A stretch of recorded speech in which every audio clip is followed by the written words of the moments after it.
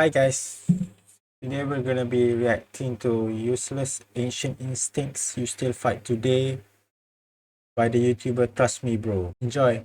Useless ancient instincts we all still have. As much as we like to believe that as a species we are civilized and technologically advanced, in reality, a lot of modern day society and our day-to-day life is still heavily influenced and, quite honestly, controlled by primal instincts, deeply ingrained in our brains over hundreds of thousands of years of human development. But in this video, we're going to discuss examples of primal instincts that were helpful at the time that today are quite useless or, in some cases, making our lives harder. Let's get started. I would guarantee that most people watching this video, if not everybody watching this video, enjoys a sweet treat. And while some of us enjoy a sweet treat guilt-free, some of us also feel bad that we quite often crave such sugary things that we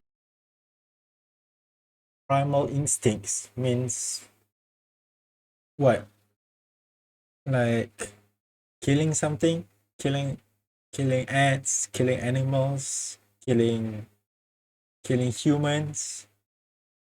Is that what they call primal instincts? Like one of the primal instincts that humans naturally have, right? I mean, a lot of people say during the, I don't know, the caveman years, let's say, people back then just kill kill animals, kills other humans, not because of food, but they just have the urge to, which is insane. Like when you look back at it now, it's obviously really really insane. But he's talking about sugar. Let's just visit. we know aren't good for us. But the reason most of us crave such sugary and sweet foods and drinks was at one point in time crucial for our survival. During the ancient prehistoric days of humanity, food was a luxury and likely the most valuable currency. And it's for that reason that humans were really eating anything and everything they could get their hands on. But not all foods are built the same. Eating bugs and leaves is cool, but nothing quite hits the spot to a caveman like something extremely sweet or something extremely fatty. And the reason for this is simple. Sugar specifically is extremely valuable to the body because it gives your body a quick boost of energy, something that many foods aren't able to provide. And because of this, your body responded extremely positive to this food source that was able to give you such a quick hit of energy. Even if your body wasn't in dire need of energy, He's talking about sugar and our craving for it, and I'm talking about murdering somebody. Like the the gap of the difference. energy at the time, your body is able to store that excess energy in the form of fat, meaning that at any time, at any place, if there was anything sweet around, your body knew to consume. What? Am I fine at home? Yes. Yes, I'm fine. I'm completely fine today. Don't worry about it.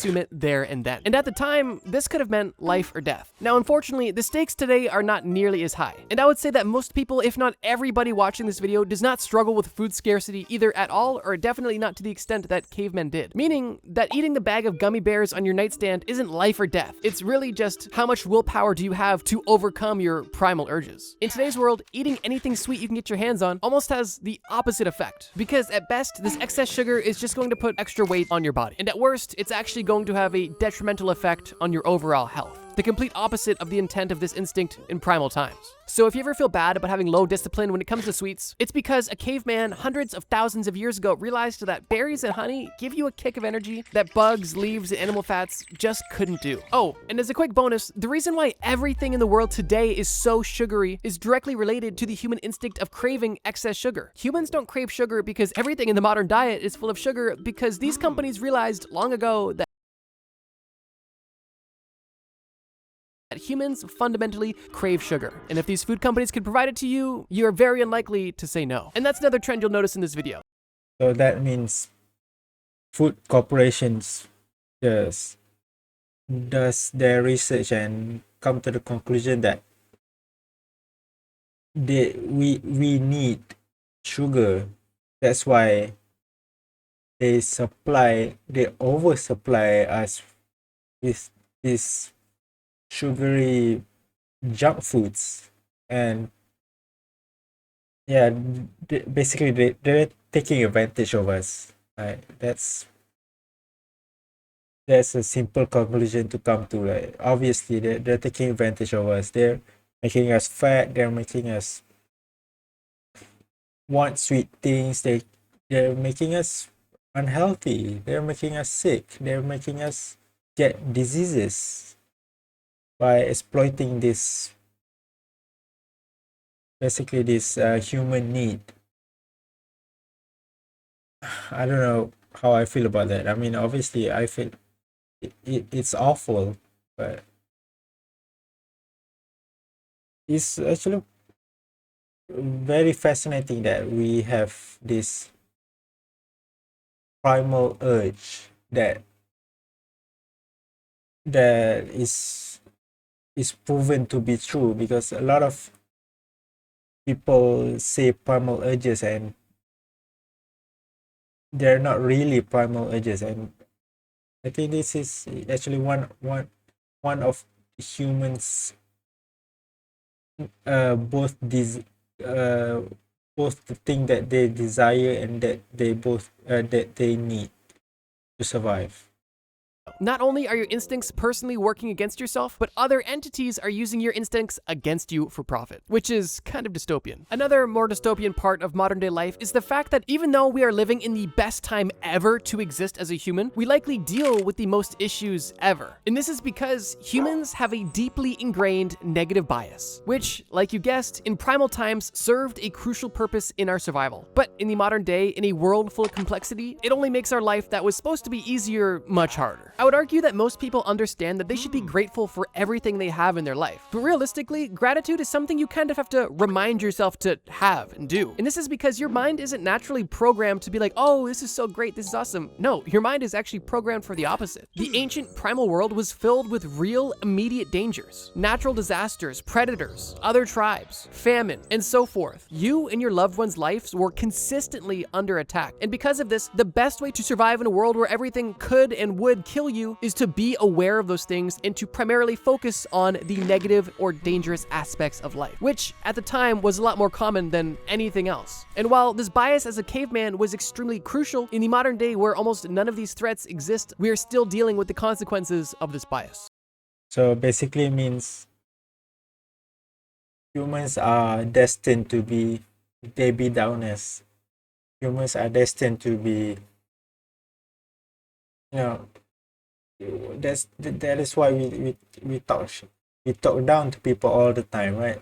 In social media, why does every comment under a post that's meant to be, for example, a post meant for positivity, like basically, for example, a tweet saying good morning can have negative replies to it just because of this innate desire to be negative all the time.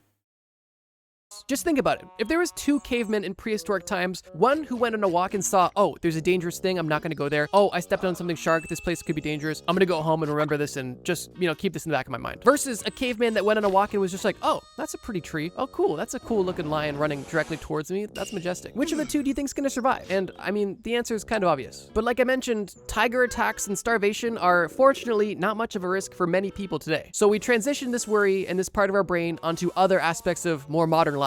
Job security, social status, rejection, failure, the opinions of others. And because the world that we live in is just so complex and there is so much to think about, and because the negativity bias is an instinct so deeply ingrained within our psyche, if you don't consciously try to counteract this negativity bias, it could lead to some very serious consequences. And it's extremely easy to spiral into overthinking and stressing and, coming up with worst case scenarios and ultimately developing things such as anxiety or depression. And a common example of this negativity bias is, once we lay down on our bed and close our eyes, all of a sudden every horrible thing that happened to us ever comes to mind. Keep in mind, in ancient times, before you go to bed, it's helpful to have a checklist of everything you notice today that could be bad, but in modern times, it's just gonna make going to bed harder and possibly damage your self-esteem. And if that was the first Yeah, I mean, I think this video is leading, this portion of the video is basically saying that what we're worrying about today is a lot of it is fluff. It's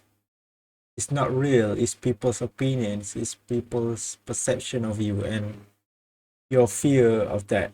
And it's not even a real danger as opposed to back in ancient times where you know if you see a tiger approaching you, you have this basically this sense of self-defense where you overthink, is the is is this animal gonna attack me or is it not?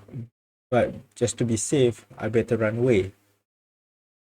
And I think the same principle applies today where you just overthink a simple circumstance where there's not really any negative effects that can come to it. It's just all in your head.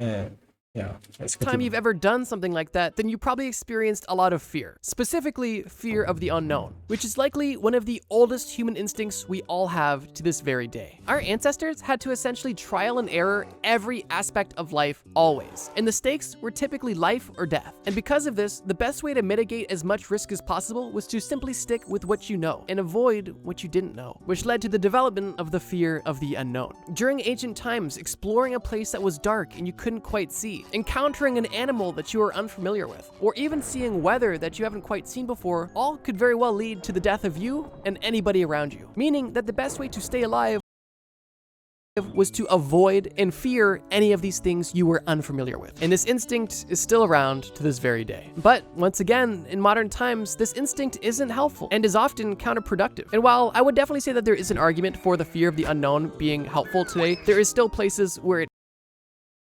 I mean, yeah, what he's showing there is very specific, and like 95% of people won't know that, won't feel that way because no, 90% of people won't encounter this circumstance. So it's just that that innate nature of to fear the unknown is very can become very can be a big challenge for people today.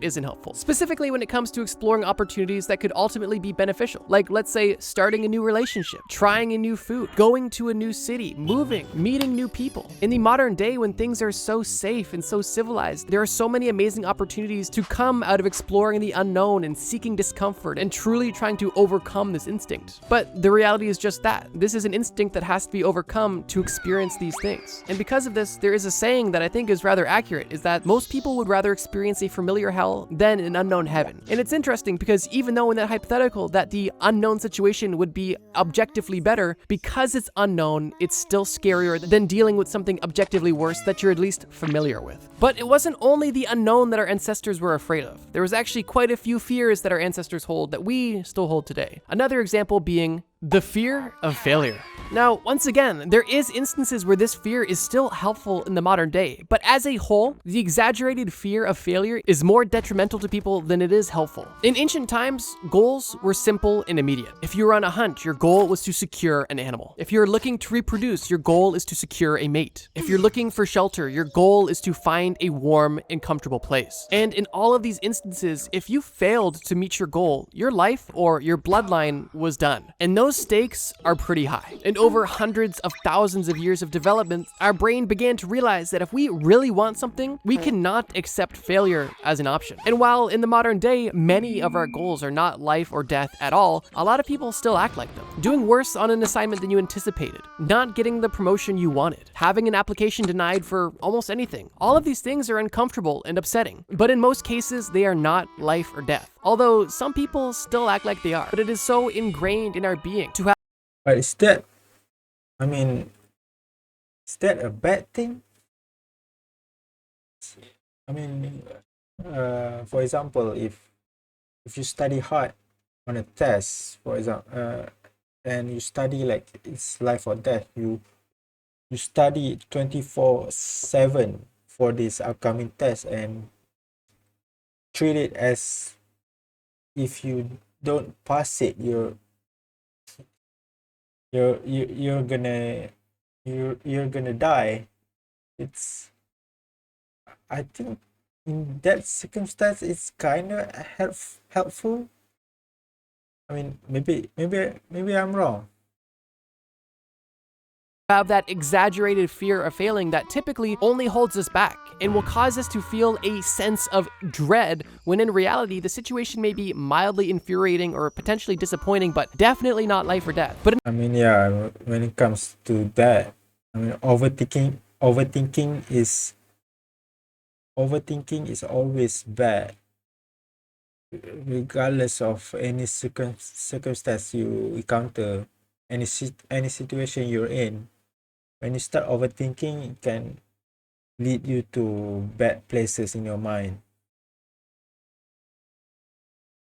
another consequence of failure in ancient times beyond just immediate death was also a loss of social status. You see, humans have always been tribal people, pack animals, if you will. And within packs or groups, there is a hierarchy. And within hierarchies, there is status, which determines where you stand on the food chain. In ancient times, we were extremely motivated to seek status, not to satisfy our egos, but to ensure our survival. Because in ancient tribes, the higher status individuals typically got the most benefits, the best shelter, the most food, and so on. And the opposite was also true. If you were low status in the tribe, you would be getting scraps. You would be living in the worst of places. And in severe situations, you would be outright outcast from the group, essentially being left for dead. And for that reason, it's reasonable to understand why seeking social status was so I mean, I think this like seeking social status is the most toxic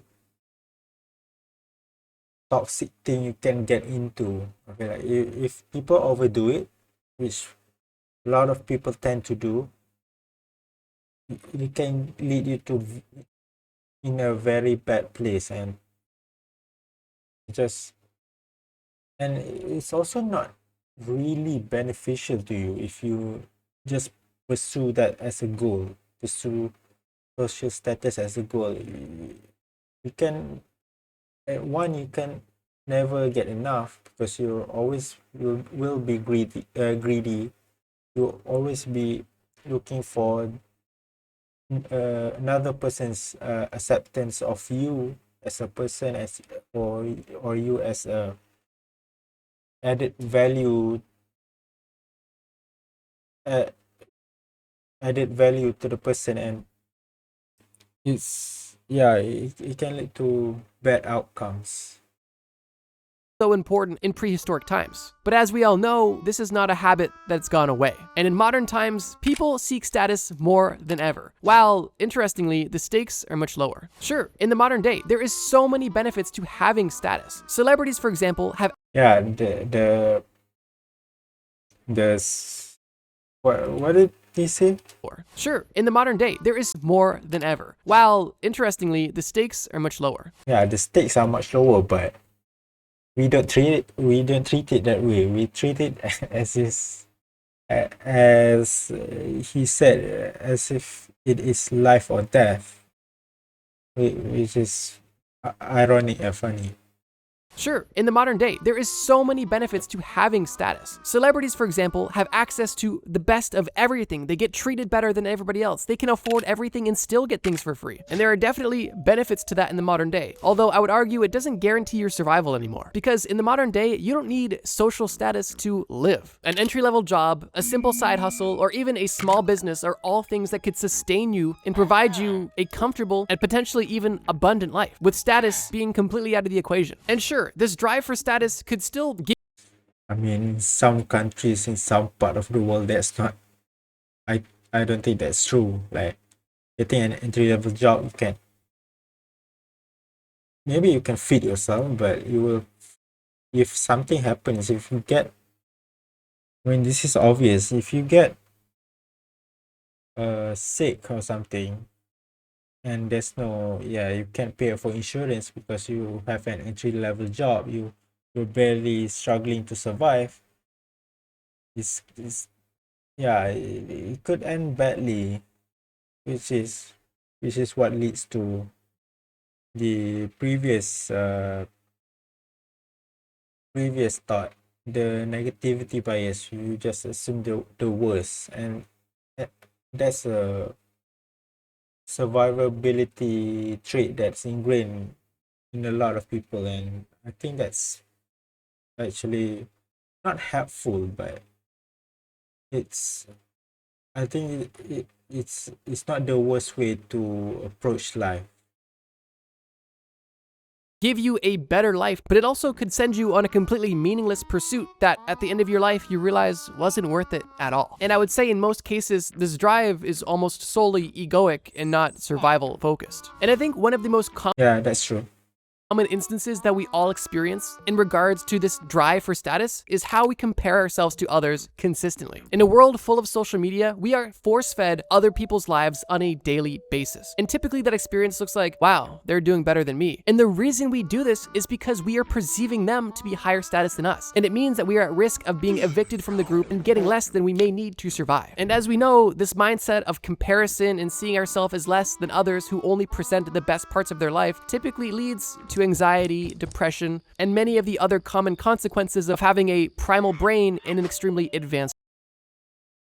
That's why you can't scroll uh, social media too much.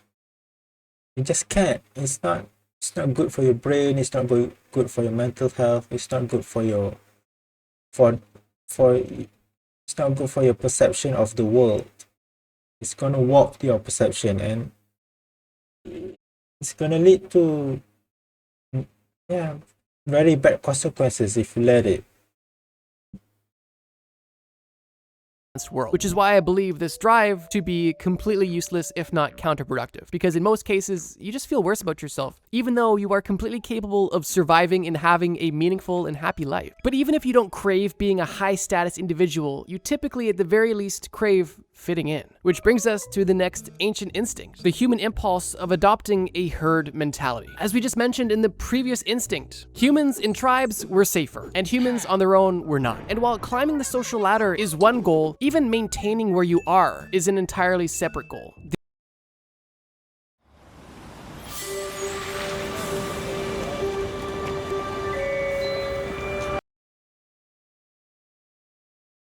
The human brain evolved in tribes and closely monitored the group, copying all of their behavior because they see that these other people are alive, so they're gonna do what these other living, surviving people are doing because that's really. I mean, copying people is the OG strat. I mean, it's what everybody does at some point.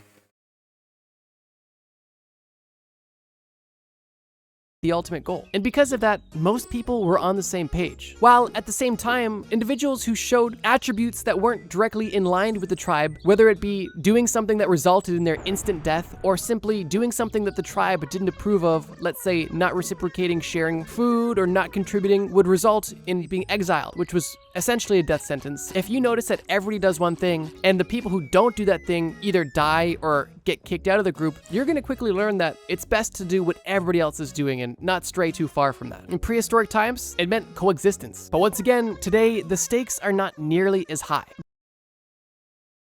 That sounds dystopian, but this happens in the past, so I don't know what's the word of dystopia,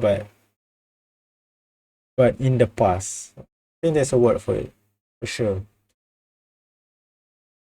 But that doesn't stop our brain from trying to keep us in line with the greater group. Everybody in one shape or another fears rejection. Whether it be talking to somebody you find attractive, trying to sell something, or simply trying to find a place that you belong. Nobody wants to be told no or that they don't fit in. And this is something that we experience from a very young age and most people carry through the rest of their life. And while herd mentality can manifest itself in a lot of ways, it's most commonly experienced by simply not wanting to stand out or make too many waves or rock the boat. So if you ever feel bad about your desire to fit in and Why is my internet suddenly so slow? want to be somebody else or want to have other attributes so you could be more like others. It's not that you hate yourself or it's not that you're wrong. It's simply the biology of your brain telling you that if you are more like others, you will have a higher chance of living. And while that's not really the case today, your brain doesn't really know the difference. And similar to our fear of the unknown, this herd mentality in most cases in the modern time holds us back rather than protects us. We stop ourselves from pursuing the things we truly love or doing things we really want to do. It stops us from taking risks or doing things that seem out of the norm. The goal of this herd mentality is to keep us alive, not happy. And what that looks like today is simply doing something that you know is safe, even if you don't like to do it, because doing the thing you want to do might not give you that same safe result. And that could apply to a career, a lifestyle, or really anything. Your brain has decided that the safest way to live is going with the path of least resistance. And what that typically looks like is doing what everybody else is doing. And this is an ancient, especially if you're where you're posting on social media, you're tweeting something or you're posting a story, there's hundreds, thousands, even millions of people looking at you and judging whether you're normal or not. So if you're not normal, if you post a weird story or if you post a odd tweet once in a while, I mean, I'm not saying you tweet slurs, but you tweet something that's maybe you feel like tweeting that day, and maybe you don't care what people say. 9 times out of 10, people are gonna still see that tweet and let's face it, judge you. And yeah, that's a common problem in social media that's I don't think is feasible. ancient instinct that is very evident in the modern day. Almost as evident, at least, as our need for control. I would say a good majority of people at some point in their life struggle with having a pretty strong to severe need for control in at least some aspect of their life. Whether it be some sort of power trip or perfectionism or simply a sheer need for things to go their way. The ancient human mind craved control because it was predictable, and it craved that simplicity and predictability, and how that manifested was learning to seek order and trying to create a routine in a world that was completely unpredictable, but somehow simultaneously seasonal and cyclical. And how this looked in ancient times was using this need for this control to establish routines that allowed life to exist, following migration patterns of animals that would sustain your tribe's life, understanding the seasons and following weather patterns and predicting what happens when you saw a certain cloud, controlling the amount of wood you put on your fire to ensure it never went out. All of these actions are rooted in a desire for routine, order, and ultimately control. But in the modern day, this need for control has manifested rather differently. And the biggest way that our need for control hinders us in the modern day is by people trying to control factors that are out of their control. And this need that people feel that ultimately leads them to have extreme stress and anxiety about certain situations. In ancient times, the only thing we could control was our actions. And our need for control was based in our actionable pursuit of living. But Oh, that's actually a really wise perspective where you're the one thing you can really only control is your actions, which is deep, and I think it will always be relevant, because if it's in the future, it's in the past, or whether it's in the present, it will always be relevant. in the modern day, with infinite information at our fingertips in a world that is more complex than our brain could ever perceive, this need for control oversteps its usefulness and becomes a hindrance, whether it be just being socially unlikable because you are too bossy, or being unable to enjoy something because it is not to your exact liking, or spending your free time worrying about something that you have no control over simply because you desire it going a certain way. And these negative feelings associated with feeling out of control leads to a negative spiral, because if you feel out of control, you feel weak, you feel less. And it's through these negative emotions that our brain develops pattern recognition, so it knows exactly what to avoid so it cannot feel bad, so it cannot die. And this brings us to the final instinct on this list. Looking for patterns that are basically not there. This instinct comes from our brain's natural desire to want to make sense of this world we live in. And in prehistoric times, spotting a pattern could make the difference between your existence and your very quick non-existence. If you notice that every time you eat a certain red berry, you throw it violently, you'll probably begin to avoid that. If you notice a pattern of everybody who wrestles with a tiger turning into red jelly, you're not going to wrestle with tigers. And from these examples, we can see the obvious advantage of pattern recognition. It's our brain's quick and easy way to quickly evaluate a situation and whether it should be avoided or pursued. And pattern recognition works both ways. Similar to our sugar craving we mentioned at the beginning of the video, if we see something that we know is sweet, we are going to be motivated to get to it. And on the same token, we may be hesitant to get this honey because we know that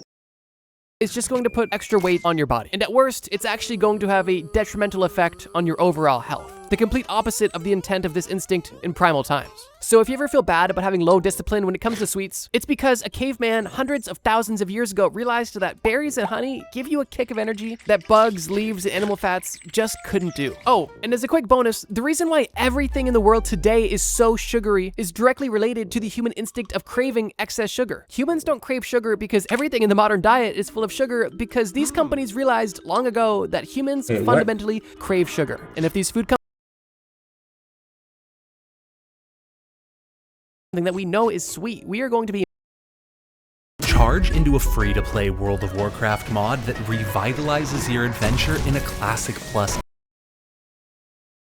motivated to get to it. And on the same token, we may be hesitant to get this honey because we know that while the honey is sweet, the bees are plentiful and they are stinging. In the modern day, pattern recognition is definitely not life or death, but it is an extremely important part of our everyday lives. And this ability to recognize patterns allows us to maintain a lot of free mental bandwidth, because if every time we approached a certain situation we had to reevaluate it from scratch, well, you would be thinking consistently. But if you have a kind of mental catalog of things you could quickly reference every time you see something you've seen before, your mind is able to streamline the process of thinking, which is something your brain's always trying to do. What's that? You see a woman and you think that, yeah, she's probably holding a knife, so I should be careful. That's the pattern recognition. Every girl you encounter is holding a knife trying to attack you. That's some insult shit.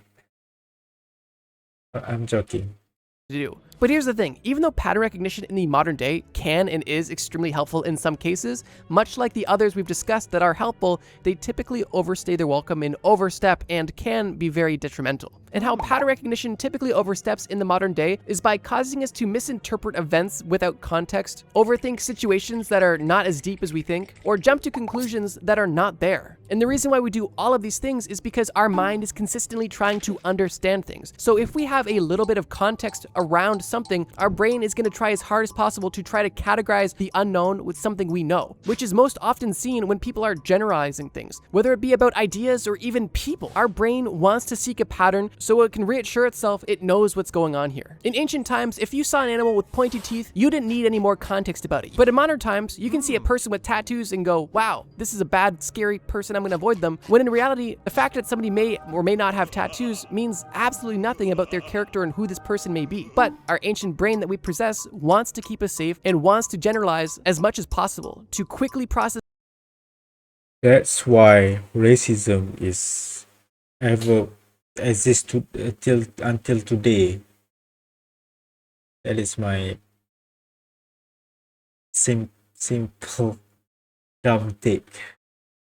This information and to conserve as much energy as possible. And that wasn't a knock at people with tattoos. I have tattoos myself, they're just under my red shirt. But it's an old-timey stereotype that I thought would make sense. And by this point of the video, you've probably already begun to recognize some patterns yourself. One pattern is that all of the entries on this list are actually intertwined and typically work off of each other to help your brain do its best to understand things quickly and survive. But another pattern I want to suggest is that our brain is just doing the best it can. It's obvious that our brain has evolved to be as beneficial potential as possible, and our brain has done an extremely good job of developing an operating system that is optimized to keep us alive in the prehistoric world. However, while we have had a brain that has had hundreds and thousands of years to develop to a certain style of life, over the last few thousand years, our civilization has developed rapidly at a pace that our brain is simply not able to catch up to, which has landed us in the situation that we are in now. We are living in an extremely advanced society using powerful hardware that have a outdated operating system, and we're just trying to make it all work. But the bright side is this: while our brain still has instincts within it that are no longer helpful and sometimes hurtful to us, we still have the power and ability to overcome these ancient instincts. With awareness, focus, and intention, you can consciously make an effort to begin to personally reprogram your brain to be more suited to live in the modern day. And these are things that we've already began to do, whether it be consciously or unconsciously.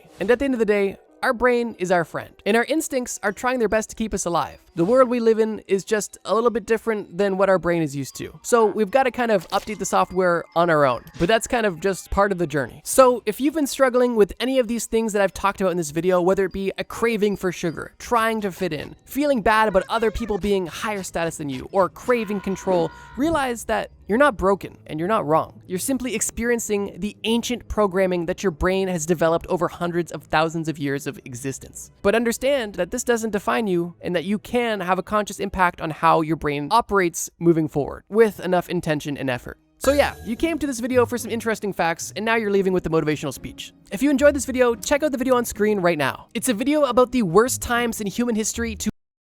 Yeah, it's a good video. I mean, there are a lot of points that I like. It's not. It's all of the points that he made is pretty much 100% true, and I think, yeah, people should really watch this video and see for themselves things that they might want to do to improve their lives. In the sense that if you watch the video, maybe you can make some changes, maybe small changes that not like entirely change your perspective on life, but maybe change it a little bit.